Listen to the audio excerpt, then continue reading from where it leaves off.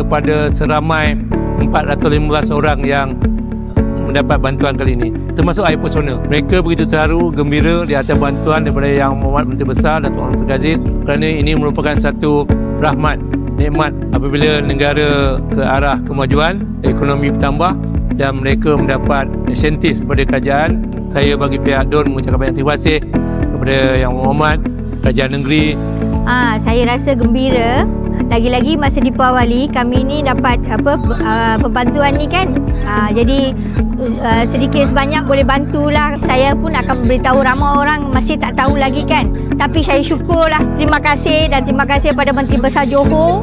Hari ini saya telah mendapat sumbangan iaitu streamer, di mana saya boleh menggunakan untuk di bahagian saya punya kedai, masak nasi boleh, untuk bahagian retok pun boleh. Alhamdulillah rezeki saya di sini.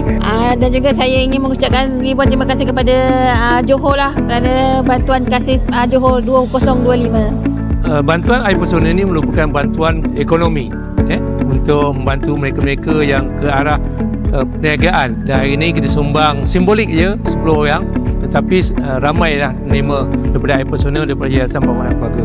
Dan ini boleh menampakkan pendatang mereka kerana mereka balu-balu ataupun ibu tunggal dapat menyara hidup anak-anak mereka untuk menjamin pada masa yang hadapan yang lebih cerah.